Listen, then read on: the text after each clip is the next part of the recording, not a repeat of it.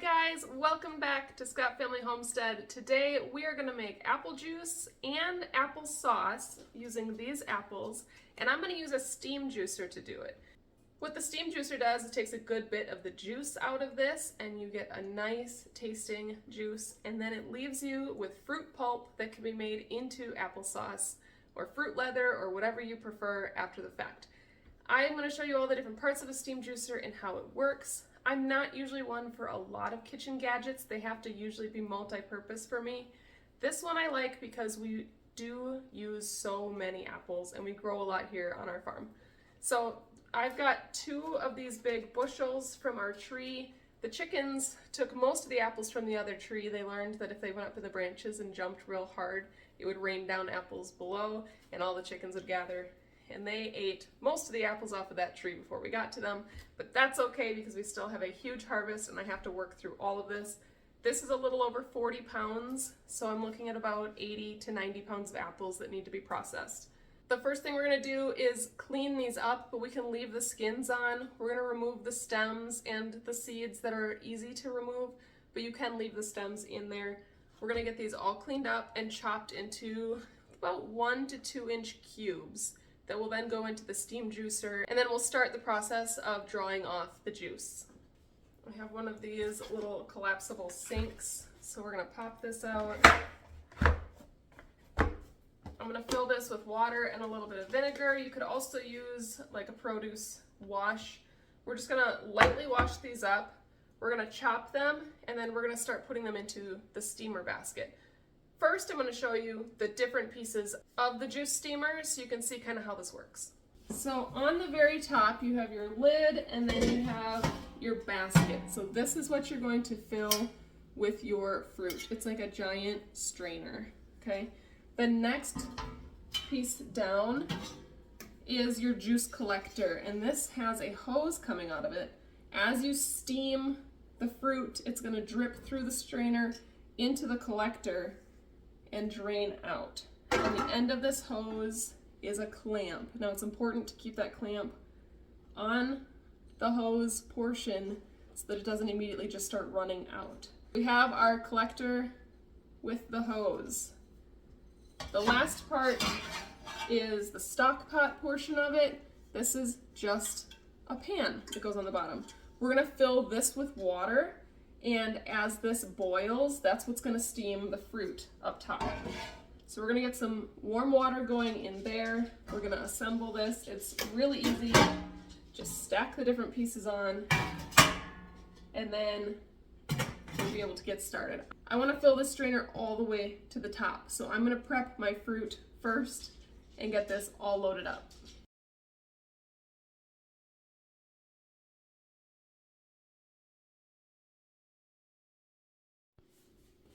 Okay, my apples are almost ready. I need to cut up just a few more, but what I'm gonna do is fill the bottom part of my steam juicer with water. You can see that the pan sits in this lid, so you don't want it touching that. You want it below that by about 1 inch. We're gonna fill this with water and get it to a rolling boil. While you're doing this process, it's important that this doesn't run out of water, so you can lift the collector and kind of peek in there every once in a while and make sure it still has water in it. We're gonna get it to a rolling boil, and then we're gonna dial it back. So we're gonna go ahead and get this warmed up. Okay, we're gonna put our collection on there. We're not quite boiling yet. It has a little dip here where the hose is gonna go. And again, you wanna make sure that this is pinched off and it won't be leaking any juice. Now we're gonna add our apples. You wanna fill this right to the top, but it's important that the lid fits because that's how you're gonna get the steam trapped in there. So we're just about right there. Now our only job is to keep this boiling and steaming. Make sure we don't run out of water down here, and as this starts to condense down and get mushy, we can continue to add more apples to it. And then we're going to keep an eye on the juice. We want quite a bit in here before we start drawing it off. Okay, I now have liquid. It's going to be hot in this tube, so I can tell that it's got at least, half an inch or so of a mixture of juice and water in the collection now. Some of that is just steam, some of it is the apples starting to break down. So we're going to open this up and just kind of press down our apples and then top it off with new ones. It's been going for 30 minutes, so that gives you a little bit of reference as to how much time it takes. We're just going to press these in and put more on the top. And you still want that lid to go on nice and freely, so make sure that seals up. Some people start drying off of this right away and putting it straight into jars. I avoid doing that because sometimes you get it where it's a little more watery and sometimes you're getting it where it's really flavorful juice. What I want to do is draw this off into a stock pot and get everything mixed so it's a nice even mixture. If you are putting this into jars, especially towards the end, you're going to get a more watery product.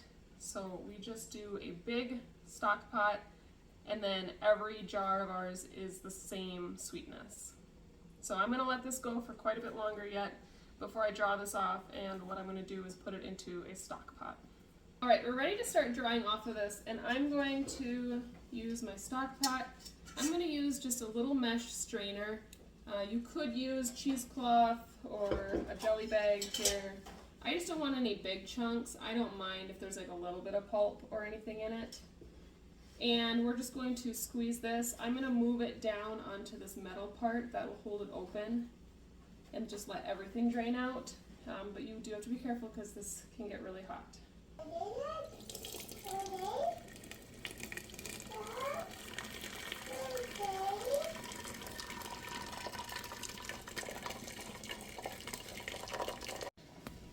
You can see our juice kind of got that pink to it. I'm going to keep this simmering over here, but not boiling. Just keep it warm so that when we're ready to can it up, it is hot. Alright, we're going to take this, we're going to smush down our apples a little bit more, top it off with fresh apples. Then I'm going to let this cook down as much as I can, and then I'm going to remove all of this pulp. We are more than halfway through our apples now, so I'm going to do this in essentially 2 batches. We'll get this all softened up and get a lot of the juice out of it, and then we're going to pull all of this off. We're going to put it through our food mill, and then we will have apple sauce with what is left. So in that case, I don't need to get every drop of juice out because we do still want some flavor and juice to our sauce. But we're going to let it get nice and cooked and mushy and most of the juice off before we take that step. This is a nice short processing time in a water bath, so that part is going to be super simple.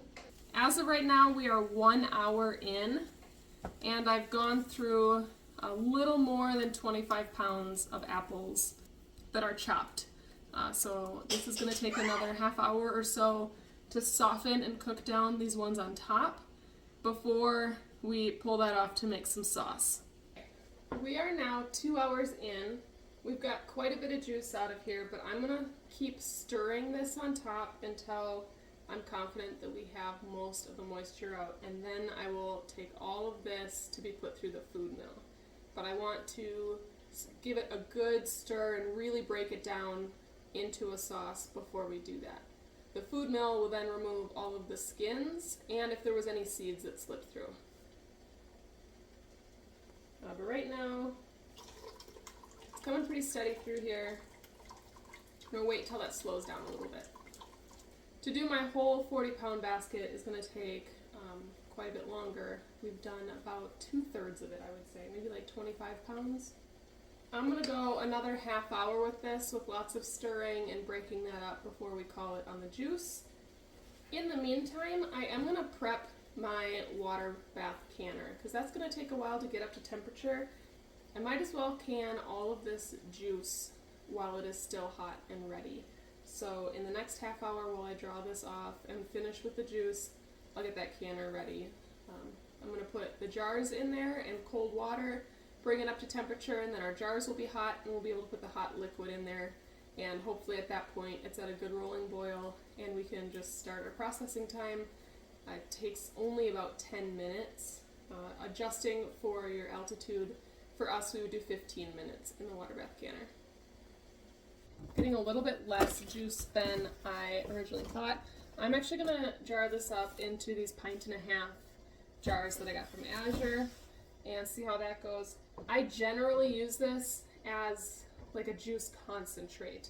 My kids will not get this juice as it is because it is still very sweet and sugary. So we usually water it down a bit anyways. So if I do the 1.5 pints, that should easily make a quart, or we can water it down further than that if we choose.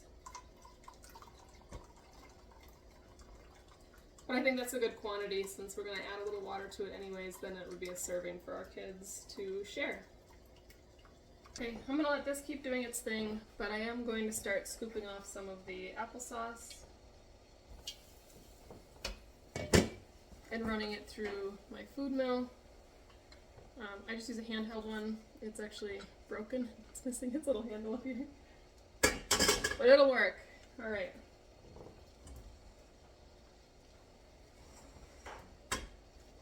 Now this is going to make a really smooth applesauce. If you like a chunky applesauce, you don't want to use a food mill like this. But my kids like it really smooth.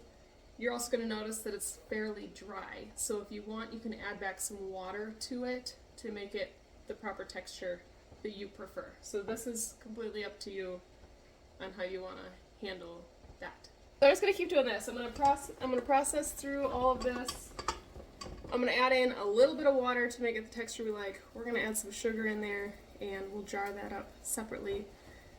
For applesauce, you're looking at 20 minutes of processing time. So we'll go ahead and do our applesauce at 25 minutes. And in the Ball recipe book, it calls for about 3/4 of a cup of sugar for every quart. So if that's too much sugar for you, you can adjust that, and you can also add lemon juice if you're concerned about that.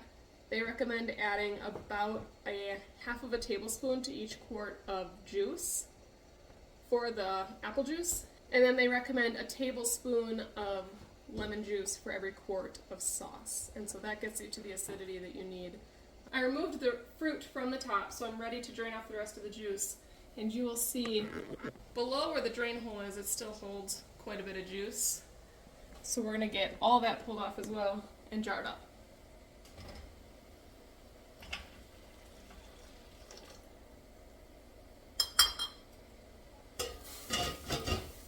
And I'm going to remember this time to put a little bit of vinegar in my water bath canner so I don't get any of that buildup of my jars. I've been forgetting this a lot lately.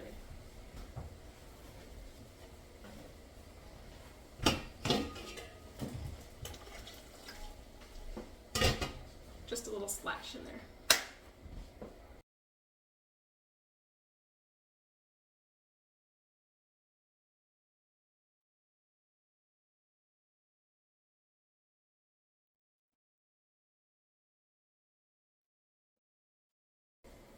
So it came out to about 12 cups of juice, and we could have gotten more juice out of it, but then your applesauce would be really, really dry.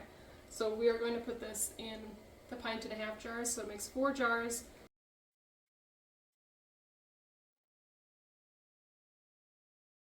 I'm going to have to add some water to that because you want to make sure the water is over your jars. Mine doesn't quite reach since we have less jars than I was expecting.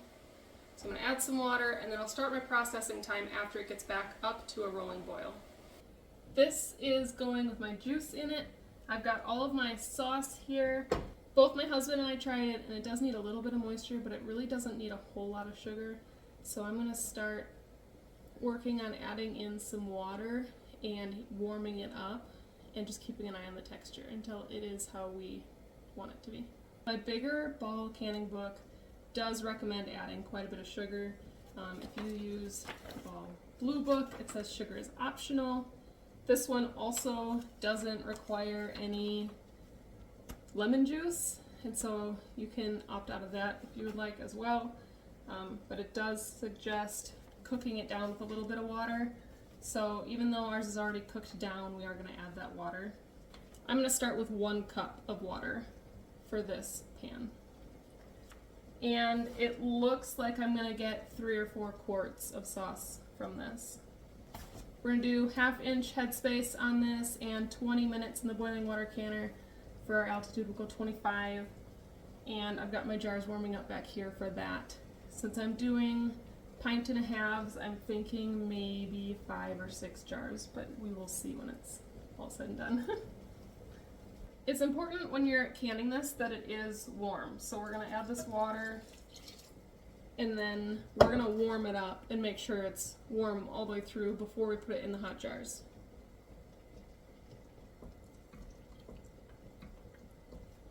If you accidentally add too much water, you can always just cook it down more. So cook it however you like it. I'm also going to add to this pot 1 cup of cane sugar, just to add a little bit, but not to overdo it. The other option that you have is to add some seasoning.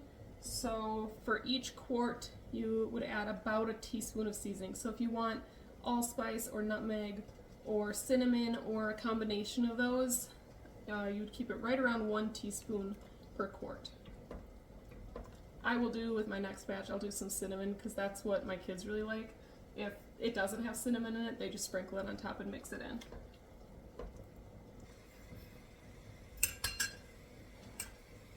I'm a believer in canning what you're going to eat. If you don't like it unsweetened, then don't make it unsweetened. If your family is going to eat and use what you made because you sweetened it a little bit, then go that route. We don't eat a lot of processed sugars, so I don't mind the kids having some sugar in their homemade applesauce with organic apples. I mean, in the long run, really don't see a problem adding a little bit of sugar. All right. Dissolve very quickly, so it must be nice and warm. The one thing you want to be really careful of when you're jarring this up is to get rid of all the air bubbles. The thicker your sauce is, the more air bubbles you're going to have, so make sure you're running a spatula or something through there to get rid of all the air bubbles first. And if you aren't able to, then you're going to want to add a little water so it's more liquidy.